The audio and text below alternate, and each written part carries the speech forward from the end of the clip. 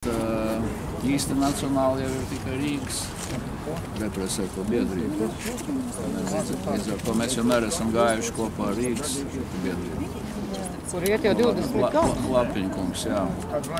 Jo atcerēsimies, ka bija visu laiku jāpiespēlē gan Vairai Vīķai Freibergai, gan nulles varianta piekritējam, ka bija strīdi par pilsonību. Jau ilgāk kā 20 gadus. Tas jau bija vēl pirms 2004. gada jau man sākās. Tā tas ir tāds, diemžēl. Un man liekas, ka tur tajā gājienā iet vairāk jaunu cilvēku, jaunā paudze. Tam varbūt nebūtu tik liela nozīme. Jaunie vispār nezinu, es uzprasīsim. Jaunajiem, teiksim, kas ir ne jau mērnieku laiki, ja mēs redzam, ka skolē nezinu, kas ir mērnieku laiki un kas ir brāļu kaudzīšana, tad prasīt pilnīgi lieki, kas notika 89. gadā vai kas bija Helsinki, piemēram, pat tagad būs valstiskuma balva, un mēs gribējām, domājam, ka varbūt, ka Helsinki 86 viņu jāpiespiež, beigās viņu izdomāja vecie komunisti atdot, teiksim, ziedot organizāciju, kurai īsti nav sakara ar Latvijas valsts atjaunošanu, nodibināšanu. Brīnumi mums visu laiku notiek.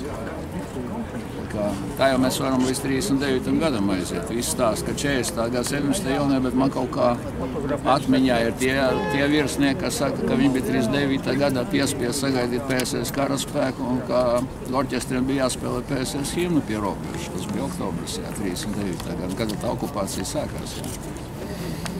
Ne jau 40. gada 17. jūnijā, ja tie ienāk armija, kas ir lielāka par Latvijas karaspēku un tā kā, tur pa jauniešiem. Mums jau visu tā izglītības ministri jāatlaiž. Pilnīgi izglītības degradācija, ja divnieks tagad ir četrnieks un jūs varat jau iet studēt ar to atzīmi, pēc 10 sistēmas. Bet nevajag nosodīt, es domāju, mums ar viņiem ir jāstrādā. Un tāpēc mēs esam izveidojuši Tautas zeme valsts partiju apvienību. Faktiski jāsaka viss no nulles, un 26. gadā ir jānomaina visu šī valdība, visu izglītības sistēmu un visu pārējo. Kā tad mums ir kultūra? Vai tad mums ir kaut kas vairs, kas nav zemāks par jūsu vietu vai augstāks? Tā, diemžēl, situācija. Daudz darba priekšā. Jā. Lai izdodās. Paldies.